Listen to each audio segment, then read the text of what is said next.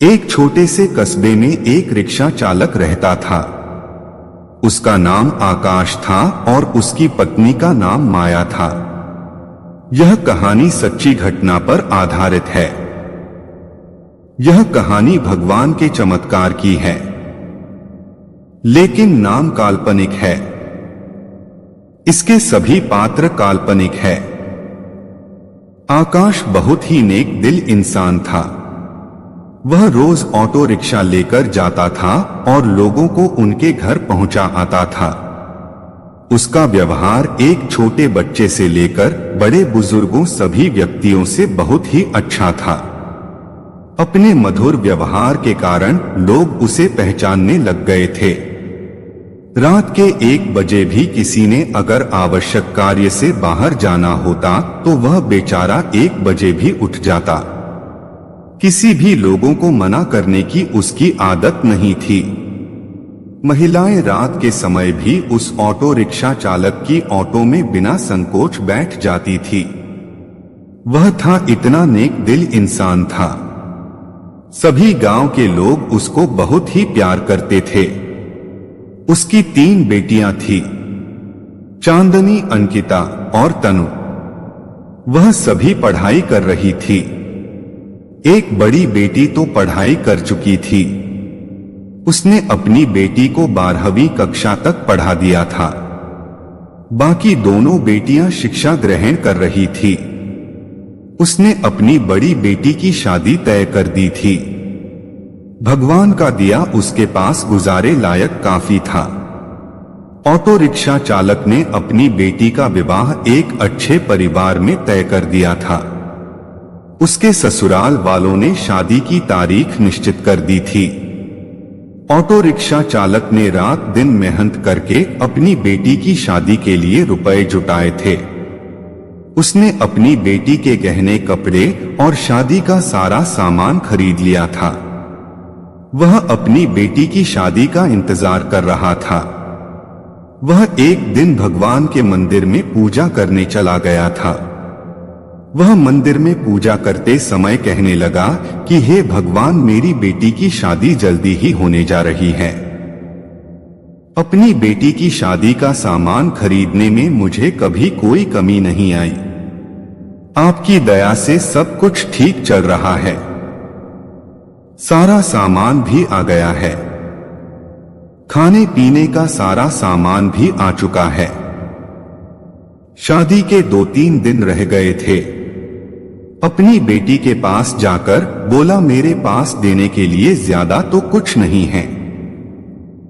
मैंने तुम्हारे लिए थोड़े से गहने भी बनवा दिए हैं।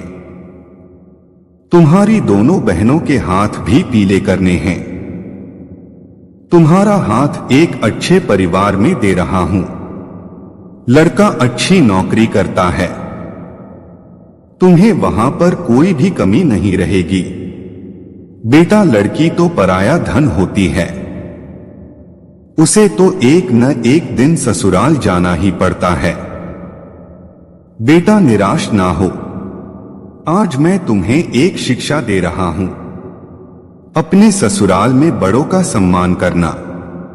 अपने सास ससुर की खूब सेवा करना। मैं तुझे यह सीख दे रहा हूं। बड़ों की आज्ञा का पालन करना। अपने सास ससुर को ही अपने माता पिता समझना।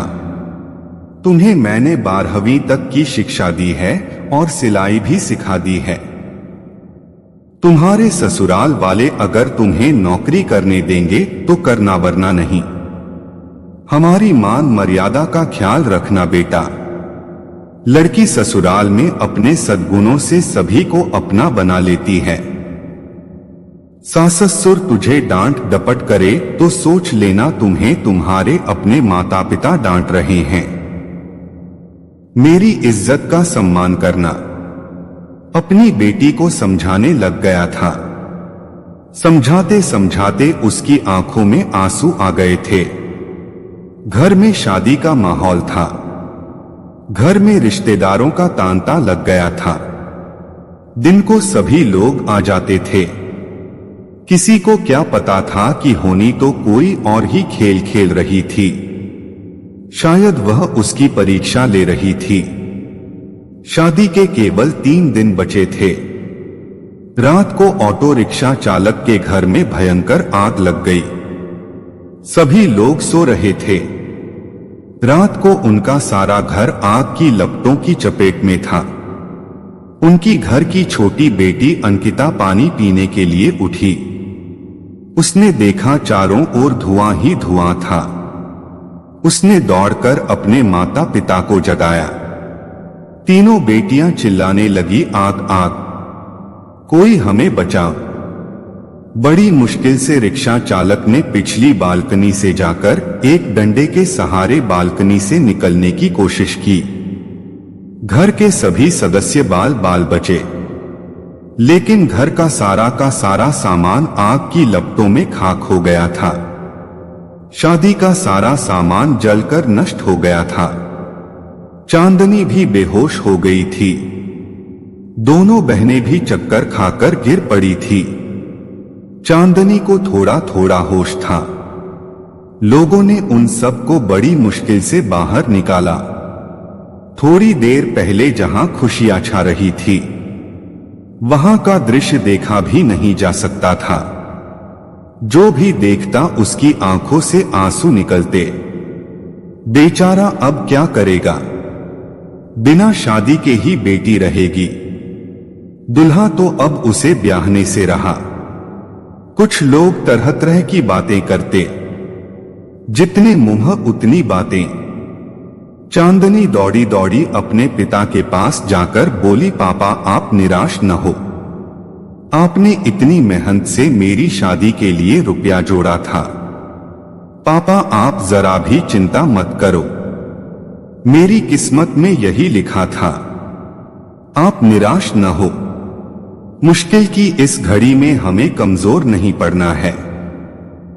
मैं आपका बेटा नहीं हूं तो क्या हुआ? आपने बेटों की तरह हमारी परवरिश में कोई कमी नहीं रखी। हम तीनों बहनों को वह सब कुछ दिया जो आपसे बन पड़ा। तब तक दोनों बहनें अंकिता और तनु भी उठ गई थी। वह भी अपने पापा के पास जाकर खड़ी हो गई। पापा हम सब आपकी ताकत हैं। हम तीनों आपकी बेटियां नहीं बेटे हैं। आज से हम भी आपके साथ कमाएंगे। चांदनी बोली, पापा अगर वह लड़का जिसे आपने मुझे शादी के लिए चुना है मुझसे सच्ची मोहब्बत करता होगा तो यह सब देखकर भी शादी के लिए इनकार नहीं करेगा। मैं भी उसे खुशी खुशी स्वीकार करूंगी। आप जरा भी चिंता मत करो। उन तीनों ने मिलकर अपने पापा को उठाया। मोहल्ले के सारे लोग इकट्ठा हो गए थे। सब आपस में कह रहे थे कि ससुराल वालों को वह क्या कहेगा। जो भी आता शोक व्यक्त करके चला जाता। आकाश के घर के पास लोगों का तांता लग गया था। सभी कहने लगे कि तुम तो नेकी करके कमाते थे। आकाश बोला, शायद भगवान की भी यही मर्जी होगी। उसकी पत्नी माया आकर बोली कि बड़े भगवान का नाम लेते फिरते हो, यह सब कुछ दिया आपके भगवान ने। भगवान का नाम लेकर भी आपके भगवान ने आपको यह सीला दिया। इस घर में भगवान का नाम कभी मत लेना। वह बोला, भाग्यवान यह तो नियति का खेल है। भगवान को क्यों कोसती हो? तीनों बेटियों ने बड़ी मुश्किल से अपनी मां को संभाला। किसी ने प्रेस में खबर कर दी। अगले दिन समाचार पत्र में आ गया कि आकाश का घर जलकर स्वाहा हो गया। दूसरे दिन जब लोगों ने देखा ऑटो रिक्शा चालक आकाश का घर आग की लपटों में जलकर पल भर में नष्ट हो गया था। उसकी बेटी की शादी को कुछ ही दिन रह गए थे। बेचारा अपनी बेटी की शादी कैसे करेगा?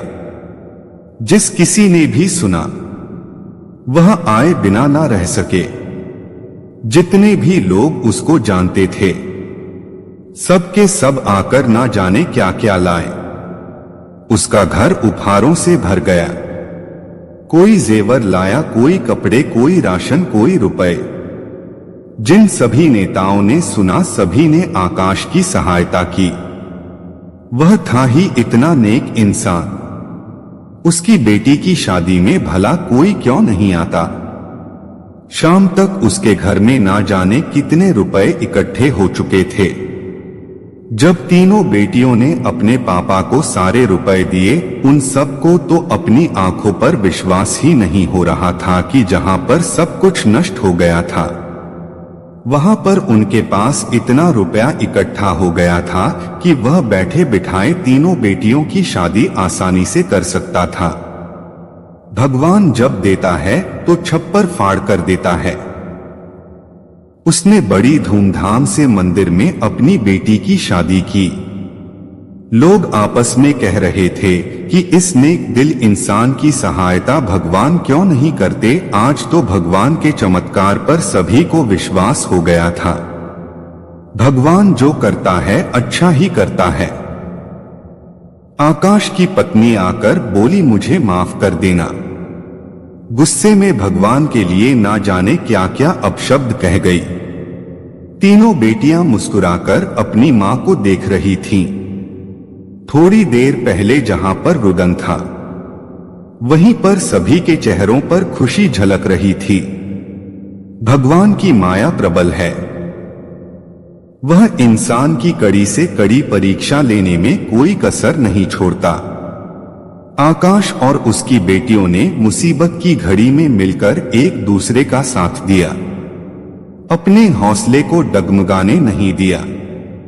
उसकी बेटियों ने एक बेटे की तरह अपने पिता के विश्वास को ठेस नहीं पहुंचने दी। भगवान ने रातों रात छप्पर फाड़कर उसकी सहायता की।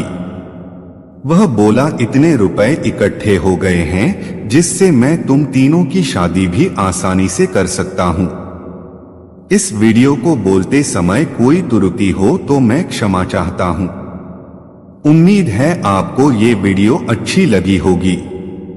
अगर आप शिव के सच्चे भक्त हैं तो चैनल को सब्सक्राइब करके कमेंट में हर हर महादेव लिख दीजिए।